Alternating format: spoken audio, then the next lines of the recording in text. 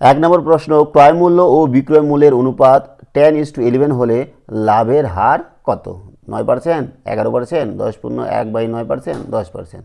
তো অনুপাত কী দেওয়া আছে যে 10:11, ক্রয় মূল্য আর বিক্রয় মূল্য। তো 10:11, এটাকে আমি দুদিকে যদি 10 দিয়ে গুণ করি তাহলে এখান থেকে আমরা কী পাবো? 10 দিয়ে গুণ করলে 100, এদিকে 10 দিয়ে গুণ করলে 110। তাহলে ক্রয় মূল্য যদি 100 টাকা হয় তাহলে বিক্রয় মূল্য কত হচ্ছে? 110 টাকা। তাহলে লাভ কত হচ্ছে? 10 টাকা। কত হয়? 100 টাকায়। তাহলে লাভের হার কত? 10%। সিম্পল। ডি নাম্বারটা। 2 নম্বর কোশ্চিন, একটি বই 40 টাকায় কিনে 60 টাকায় বিক্রি করলে শতকরা লাভ কত হয়? 50% বা 33.1/3%, 20%, 30%। তো কী বলছে? ক্রয় মূল্য কত? 40 টাকা আর লাভ বিক্রয় মূল্য 60 টাকা। লাভ কত হচ্ছে? 40 টাকা ক্রয় মূল্য, 40 টাকায় লাভ হচ্ছে আমাদের 20 টাকা, তাই না? তাহলে 1 টাকায় লাভ কত হবে? 20/40। 100 টাকায় লাভ কত হবে? 20/40 × 100। 0 0 কাটা গেল। আচ্ছা, 4 5 20, 5 5 10 50, 50 টাকা। তার মানে 100 টাকা লাভ হচ্ছে 50 টাকা, তার মানে 50% লাভ, 50%। এই এ নাম্বারটা। একটি জামা 360 টাকায় বিক্রি করায় 10% ক্ষতি হয়, জামাটির ক্রয় মূল্য কত? বিক্রয় মূল্য কত দেওয়া আছে? যে 360 টাকা আর 10% ক্ষতি হয়। তাহলে 100 টাকা যদি ক্রয় মূল্য হয় তাহলে বিক্রয় মূল্য কত হবে? 90 টাকা, যেহেতু 10% ক্ষতি। তাহলে এখানে আমাদের কি দেওয়া আছে? একটি জামা এত টাকায় বিক্রয় মূল্য, তাহলে ক্রয় মূল্য কত? তাহলে বিক্রয় মূল্যটা আমাদের দেখো 10% ক্ষতি মানে কি? বিক্রয় মূল্য 90 টাকা হলে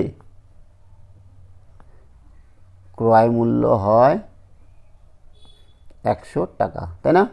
কারণ 10% ক্ষতি হয়েছে। 10% ক্ষতি মানে কি? 100 টাকা ক্রয় মূল্য হলো 90 টাকা বিক্রয় মূল্য, সেটাকে উল্টায় লিখছি। 90 টাকা বিক্রয় মূল্য 90 টাকা হলে ক্রয় মূল্য 100 টাকা। তাহলে 1 টাকা বিক্রয় মূল্য 1 টাকা হলে ক্রয় মূল্য কত হবে? কম হবে। কম হলে ভাগ 100/90 টাকা। আর জামাটি এত টাকায় বিক্রয় করা, তাহলে বিক্রয় মূল্য হচ্ছে এত 360 টাকা। 360 টাকা যদি বিক্রয় মূল্য হয় তাহলে ক্রয় মূল্য কত হচ্ছে? গুণ করব 100/90 × 360, 1 0 0 কাটলাম, 9 4 36, 400 টাকা। তাহলে কত হচ্ছে? বি নাম্বারটা, 400 টাকা। 20% ছাড় দিয়ে বিক্রি করায় একটি জ্যামিতি বক্সের বিক্রয় মূল্য হয় 48 টাকা, জ্যামিতি বক্সের ধার্য মূল্য 60 টাকা, 75 টাকা, 80 টাকা, 50 টাকা। কি বলেছে? যে 20% ছাড় দিয়েছে। 20% ছাড় দেওয়ার পরে বিক্রয় মূল্য হয়েছে কত? 48 টাকা। তো দেখো, ছাড় দেওয়া হয় ধার্য মূল্যের পরে। একটা ক্রয় মূল্য আলাদা জিনিস, বিক্রয় মূল্য আলাদা জিনিস, আবার ধার্য মূল্য আলাদা জিনিস। ধার্য মূল্যটা সবসময় ক্রয় মূল্যের থেকে বেশি হয়, আর সেই ক্রয় মূল্যের তুলনায় বেশি সেটাকে ধার্য মূল্য ধরে তার উপরে ছাড় দেওয়া হয়। তাহলে ধার্য মূল্যের উপরে 20% ছাড়। তার মানে যদি বিক্রয় মূল্য 80 টাকা হয় তাহলে ধার্য মূল্য হবে 100 টাকা। মানে 100 টাকা বিক্রয় মূল্য হলে, ধার্য মূল্য হলে 80 টাকা হচ্ছে বিক্রয় মূল্য। তাহলে আমাদের বিক্রয় মূল্য দেওয়া আছে 48 টাকা, তাহলে আমাদের ধার্য মূল্য কত হবে? তাহলে উল্টা করে বার করতে হবে। তাহলে দেখছো, দেখো 20% ছাড় যেহেতু, তাহলে 80 টাকা বিক্রয় মূল্য হলে ধার্য মূল্য কত হবে? 100 টাকা। 1 টাকা বিক্রয় মূল্য হলে ধার্য মূল্য কত হবে? 100/80 টাকা। আচ্ছা, এইবার ধার্য মূল্য আমাদের কত? বিক্রয় মূল্য 48 টাকা। তাহলে 48 টাকা বিক্রয় মূল্য হলে ধার্য মূল্য কত হবে? 100/80 × 48। 0 0 কাটছি, 8 6 48, 60 টাকা। তাহলে অ্যান্সার হচ্ছে কত? 60, এ নাম্বারটা। এক খুচরো বিক্রেতা ধার্য মূল্যের উপর 20% ছাড়ে ওষুধ কিনে ক্রেতাকে ধার্য মূল্যে ওষুধ বিক্রি করেন, খুচরো বিক্রেতার শতকরা লাভ। কি বলেছে? যে ধার্য মূল্যের উপর 20% ছাড়ে তিনি ওষুধ কিনেন আর বিক্রি করেন কি? ধার্য মূল্যে। তাহলে তার লাভ কত হচ্ছে? তো দেখো, ধার্য মূল্য যদি 100 টাকা হয়, 100 টাকা ধার্য মূল্যটা, তাহলে ক্রয় মূল্য কত? ক্রয় মূল্য 20% ছাড়, তার মানে ধার্য মূল্য থেকে 20 টাকা কম, মানে 80 টাকা। আর বিক্রয় মূল্য কত? বিক্রয় মূল্য আর ধার্য মূল্যের সঙ্গে সমান, তাহলে বিক্রয় মূল্য কত? সমান 100 টাকা। তাহলে 80 টাকা ক্রয় মূল্য আর বিক্রয় মূল্য 100 টাকা, লাভ হচ্ছে কত 20 টাকা। তাহলে 80 টাকায়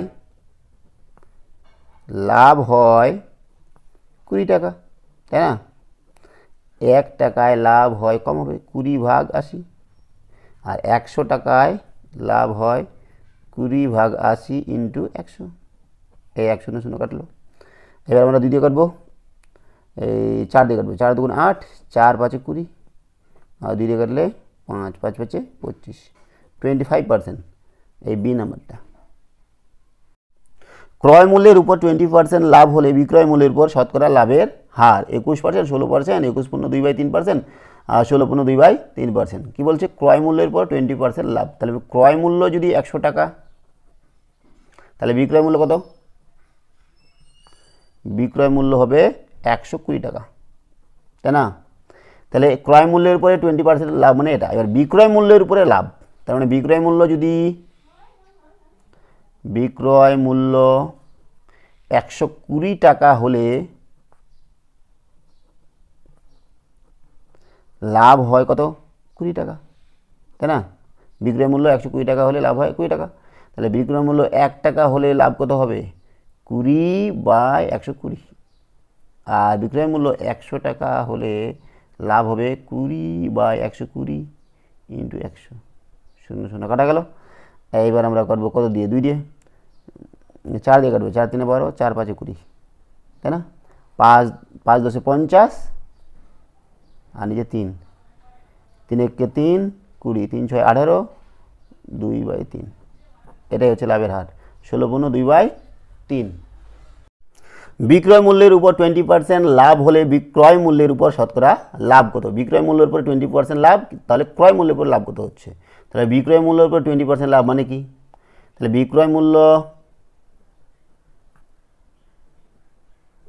100 টাকা হলে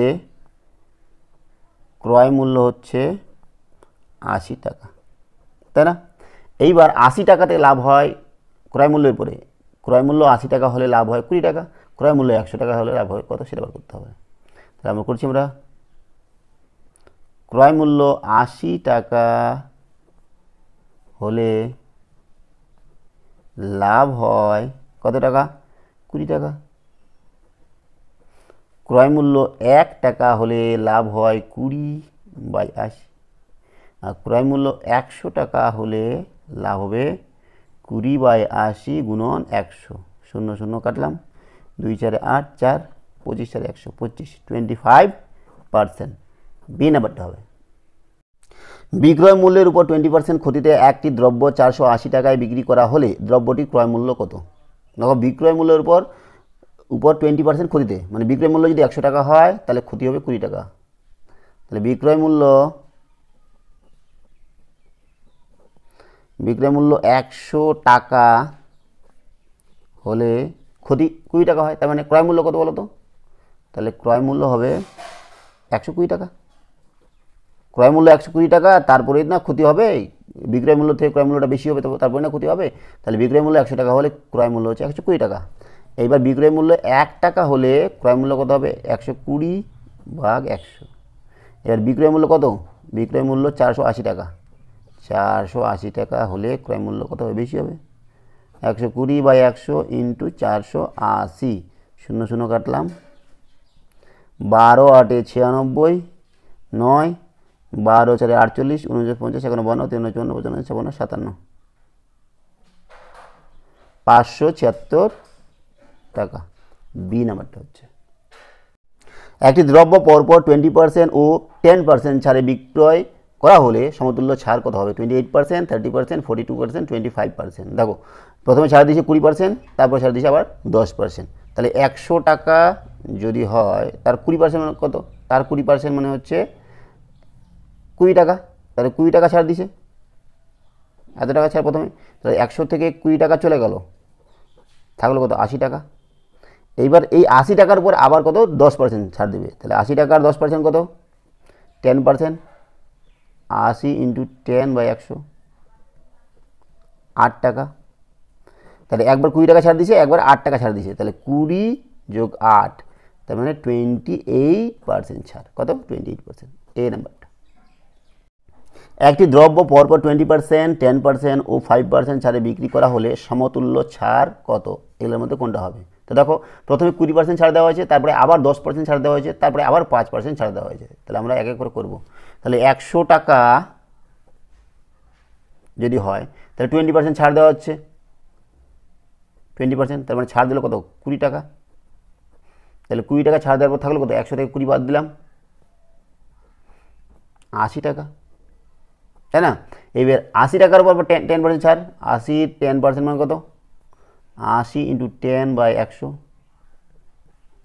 8 টাকা। তার মানে দ্বিতীয়বার 8 টাকা ছাড় দিছে। এবার 80 টাকা থেকে 8 টাকা ছাড় দিয়ে দিল, থাকলো কত? 72 টাকা।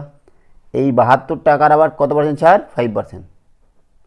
তাহলে 72 × 5/100 কাটাকাটি করবো, 5 2 10, 20, তাই না?